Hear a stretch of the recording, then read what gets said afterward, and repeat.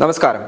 ഒരു രാജ്യത്തിൻ്റെ സാമ്പത്തിക സ്ഥിതി മെച്ചപ്പെട്ടു വരണമെങ്കിൽ ആ രാജ്യത്തെ ബിസിനസ് മേഖല വേണ്ട വിധം അഭിവൃദ്ധി പ്രാപിച്ചേ മതിയാകൂ. തൊഴിലവസരങ്ങൾ കുറയുന്നതും നിലവിലെ ബിസിനസ് സ്ഥാപനങ്ങൾ അടച്ചുപൂട്ടൽ ഭീഷണി നേരിടുന്നതും നാടിൻ്റെ വളർച്ചയെ കാര്യമായ തോതിൽ പിറകോട്ട് വലിക്കും. ഒരു കച്ചവടം തുടങ്ങാൻ ആഗ്രഹിക്കുന്ന വ്യക്തിക്കോ നിലവിലുള്ള കച്ചവടം മുന്നോട്ട് കൊണ്ടുപോകാൻ ആഗ്രഹിക്കുന്നവർക്കോ നമ്മുടെ നാട്ടിൽ പ്രത്യേകിച്ച് കേരളത്തിൽ അർഹിക്കുന്ന തരത്തിലുള്ള ഒരു പിന്തുണയും ലഭിക്കുന്നില്ല എന്നതാണ് സത്യം. ഞാനിത് പറയുമ്പോൾ എതിരഭിപ്രായങ്ങൾ പലതും ഉയർന്നു വരാം. ഒരു തവണ പോലും ഇത്തരം ആവശ്യങ്ങൾക്കായി ബന്ധപ്പെട്ട ഓഫീസുകളിൽ കയറി ഇറങ്ങിയിട്ടില്ലാത്തവരാണ് ഇത്തരം അഭിപ്രായങ്ങൾ മുന്നോട്ട് വെക്കുന്നത് എന്നതാണ് എൻ്റെ അഭിപ്രായം.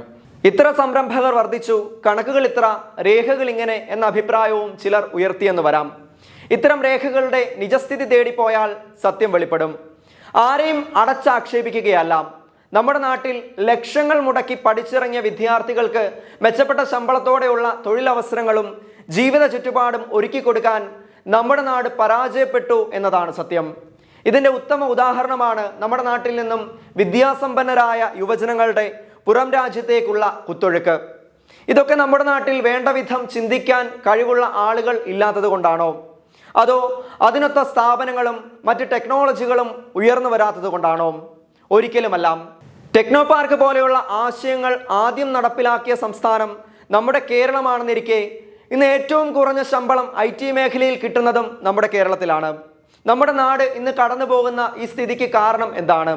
ചങ്ങനാശ്ശേരി അതിരൂപതയുടെ നിയുക്ത മെത്രാപ്പോലിത്തയായ മാർ തോമസ് തറയിൽ ഒരു ഓൺലൈൻ ചാനൽ നൽകിയ അഭിമുഖത്തിൽ പറയുകയുണ്ടായി. ഒരു കാലത്ത് തൊഴിലാളികളുടെ സമൃദ്ധിയായിരുന്നു ആലപ്പുഴയിൽ. ആലപ്പുഴ പട്ടണത്തിൽ ജോലിക്ക് പോകുന്നവരുടെയും തിരികെ എത്തുന്നവരുടെയും തിരക്കായിരുന്നു ഒരു കാലഘട്ടത്തിൽ.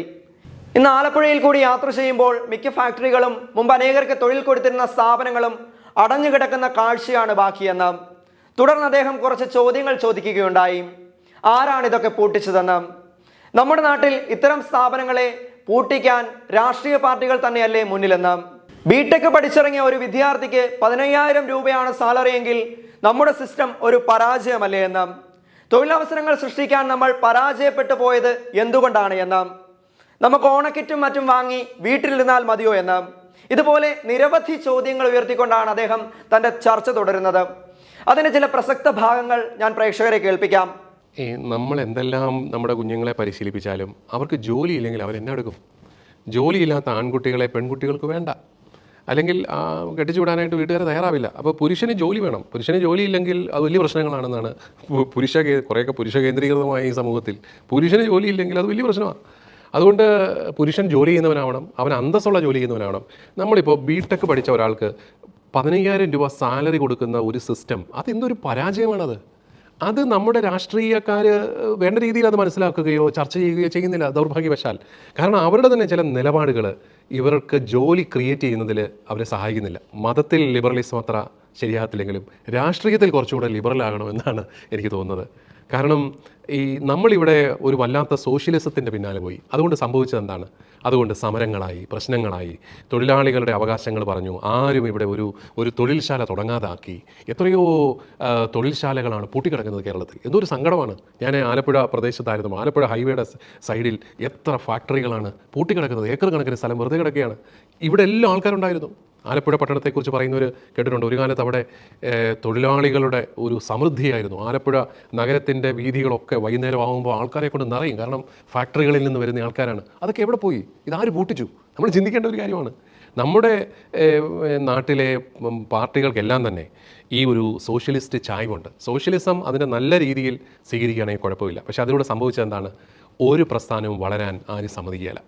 ഇപ്പോൾ നിങ്ങൾ ശ്രദ്ധിക്കണം, ടെക്നോ പാർക്ക് എന്ന ആശയം ആദ്യം കൊണ്ടുവന്നത് ഏത് സംസ്ഥാനമാണ്? കേരളമാണ്. കേരളത്തിലാണ് ആദ്യത്തെ ടെക്നോ പാർക്കും ഇൻഫോ പാർക്കും ഒക്കെ ആരംഭിച്ചത്. എന്നിട്ടിപ്പോൾ കേരളം എവിടെ കിടക്കുന്നു? ബാംഗ്ലൂർ എവിടെ കിടക്കുന്നു? ഹൈദരാബാദ് എവിടെ കിടക്കുന്നു? ഏറ്റവും കുറഞ്ഞ ശമ്പളം IT മേഖലയിൽ കിട്ടുന്നത് കേരളത്തിലാണ്. എന്തുകൊണ്ട് കേരളം പുറകോട്ട് പോയി? അതാണ് നമ്മൾ സമൂഹം ചർച്ച ചെയ്യേണ്ട ഒരു കാര്യം. നമ്മളിങ്ങനെ എങ്ങനെയെങ്കിലും അടുത്ത ഇലക്ഷൻ ജയിച്ചാൽ മതി എന്ന് പറഞ്ഞ് കുറേ പേരെല്ലാം കൂട്ടി, കുറേ ബഹളമെല്ലാം ഉണ്ടാക്കി, കുറേ തൊഴിൽശാലകളെല്ലാം അവിടെ പണിമുടക്കം നടത്തി, ബന്ധം നടത്തി, ഹർത്താൽ നടത്തിയിരുന്നാൽ കേരളം വളരില്ല. എനിക്ക് തോന്നുന്നു നല്ല തൊഴിൽ സംരംഭങ്ങൾ ഉണ്ടാവണം. അതിന് പണം മുടക്കണം നമ്മൾ. അത് വലിയ നന്മയിലേക്ക് നയിക്കും. ഞങ്ങൾ ഈയിടെ പിതാക്കന്മാരുമായിട്ട് സംസാരിച്ചപ്പോൾ ഒരു പിതാവ് പറയുമായിരുന്നു, ഒരു സംസ്ഥാനത്ത് 62,000 കോടി രൂപ ഒരു സംസ്ഥാനം ആൾക്കാർക്ക് പൈസ കൊടുക്കുകയാണ്. 2,000 രൂപ 3,000 രൂപ വീതം എല്ലാവർക്കും കൊടുക്കുകയാണ്. അപ്പോൾ അക്കൗണ്ടിൽ 2000 രൂപ വരുമ്പോൾ എല്ലാവർക്കും സന്തോഷം. പക്ഷേ ഈ 62,000 കോടി മുടക്കിയാൽ ഇവർക്കൊക്കെ തൊഴിൽ കൊടുക്കുന്ന ശാലകൾ ആരംഭിക്കാൻ അവർക്ക് സാധിക്കും. അവരെന്തുകൊണ്ടാണ് അത് ചെയ്യാത്തത്? അപ്പോൾ നമ്മളിങ്ങനെ നമുക്ക് ഓണത്തിന് കിട്ടി അല്ലെങ്കിൽ അവിടെ അത് കിട്ടി എന്ന് പറഞ്ഞിട്ട് കാര്യമില്ല. ഈ തുക കൊണ്ട് നിങ്ങൾക്ക് ഒരു 10,000-10,000 പേർക്ക് ജോലി കൊടുക്കാൻ സാധിക്കും. നല്ല ജോലി, നല്ല ശമ്പളം കിട്ടുന്ന ജോലി കൊടുക്കാൻ സാധിക്കുന്ന സംവിധാനം ചെയ്യാൻ പറ്റുമോ? അത് പലപ്പോഴും സാധിക്കുന്നില്ല. എനിക്ക് തോന്നുന്നു നമ്മുടെ കേരളം അടിയന്തരമായിട്ട് ശ്രദ്ധിക്കേണ്ടത് പ്രൈവറ്റ് മേഖലയെ ശക്തിപ്പെടുത്താനാണ്. പ്രൈവറ്റ് മേഖലയിൽ ആരെങ്കിലും ഒരു സ്ഥാപനം തുടങ്ങിയാൽ ഉടനെ അവിടെ പിരിവായി, അവിടെ സ്പോൺസറിംഗ് ആയി, അവൻ അവസാനം സഹി കെട്ടി നിർത്തും. നമ്മൾ പ്രസ്ഥാനങ്ങളെ വളരാനായിട്ട് നമ്മൾ സമ്മതിക്കണം. സംരംഭകരെ നമ്മൾ പ്രോത്സാഹിപ്പിക്കണം. പ്രൈവറ്റ് മേഖലകളെ നമ്മൾ വളർത്തിക്കൊണ്ട് വരണം. അവിടെ നല്ല ശമ്പളം കിട്ടുന്ന സ്ഥാപനങ്ങൾ വളരാനായിട്ട് സാധിക്കണം. ഇപ്പോൾ കേരളത്തിൽ ഞാൻ എപ്പോഴും സങ്കടത്തോടുകൂടി ഓർക്കാറുണ്ട്, നമ്മുടെ എഞ്ചിനീയറിംഗ് കോളേജ് തുടങ്ങി. നമ്മുടെ ഇന്ത്യ മഹാരാജ്യത്തിന് ആവശ്യമായതിലേറെ 10 മടങ്ങ് എഞ്ചിനീയേഴ്സിനെ നമ്മൾ ഉൽപ്പാദിപ്പിച്ചു വിടുകയാണ്. പലർക്കും ഇവിടെ ജോലിയില്ല. കേരളത്തിലാണെങ്കിലും ഈ കൊച്ചു കേരളത്തിൽ 3.5 കോടി ജനങ്ങൾ മാത്രമുള്ള കേരളത്തിലാണ് 160-ലേറെ എഞ്ചിനീയറിംഗ് കോളേജുകൾക്ക് അനുവാദം കൊടുത്ത് ഗവൺമെൻറ്. പലതും പൂട്ടുകയാണ്. അപ്പോൾ അത് പണിയാനായിട്ട് ഉണ്ടാക്കിയ കോടിക്കണക്കിന് രൂപ വെറുതെ പോയില്ലേ? അതിനെക്കുറിച്ച് ആരും ചിന്തിക്കുന്നില്ല. എന്നാൽ ആവശ്യാനുസരണം സ്ഥാപനങ്ങൾ തുടങ്ങുകയും അത് നടത്താനായിട്ട് ഗവൺമെൻറ് കൂടി സഹായിക്കുകയും ചെയ്യുന്ന ഒരു സാഹചര്യം. ഇപ്പോൾ കോവിഡ് കാലത്ത് മുഖ്യമന്ത്രി പ്രഖ്യാപിക്കുന്നു, എന്താണ്, പിള്ളേരാരും ഫീസ് കൊടുക്കേണ്ട, കൊള്ളാം. അദ്ദേഹത്തിന് കയ്യടി കിട്ടി. പക്ഷേ ആ എഞ്ചിനീയറിംഗ് കോളേജിൽ 100-200 അധ്യാപകർ പഠിപ്പിക്കുന്നുണ്ട്. അവർക്കാരും ശമ്പളം കൊടുക്കും. അത് ആരും പറയുന്നില്ല. എന്നാൽ സർക്കാർ കൂടി ഈ കോളേജുകളെ ഒന്ന് സഹായിക്കുക. കോവിഡ് കാലത്ത് ഞങ്ങൾ നിങ്ങളെ സഹായിക്കാം, നിങ്ങളുടെ അധ്യാപകർക്ക് ഞങ്ങൾ ശമ്പളം കൊടുത്തോളാം. ആ ഒരു നിലപാടിലേക്ക് സ്റ്റേറ്റ് എന്താണ് വരാത്തത്? സ്റ്റേറ്റ് എന്തുകൊണ്ടാണ് ആ മേഖലയെ ഒന്ന് നിലനിൽക്കാനായിട്ട് സഹായിക്കാത്തത്? അപ്പോൾ അവിടെയാണ് നമ്മുടെ ദൗർഭാഗ്യവശാൽ ഈ പ്രൈവറ്റ് മേഖലയെ മുഴുവൻ ഏതാണ്ട് വലിയ കുഴപ്പമായിട്ട് കണ്ട് പൊതുമേഖല മാത്രം വളർത്താനൊക്കെയുള്ള പരിശ്രമങ്ങൾ. അതുകൊണ്ട് നമ്മുടെ ഈ ജനങ്ങൾക്കെല്ലാം നല്ല ജോലി കൊടുക്കാനായിട്ട് സാധിക്കുകയില്ല. നമ്മുടെ പിള്ളേർ കടന്നു പോകുന്ന കാനഡയിലും അമേരിക്കയിലും അവിടെയൊക്കെ പ്രൈവറ്റ് സ്ഥാപനങ്ങളിലാണ് ഇവർക്ക് നല്ല ജോലി കിട്ടുന്നത്.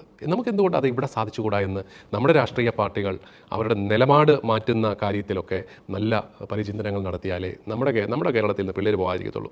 അല്ലെങ്കിൽ ഇതുങ്ങളെല്ലാം പോകും. അത് അവനെ ആരെ നമുക്ക് പിടിച്ചു നിർത്താനായിട്ട് പറ്റും?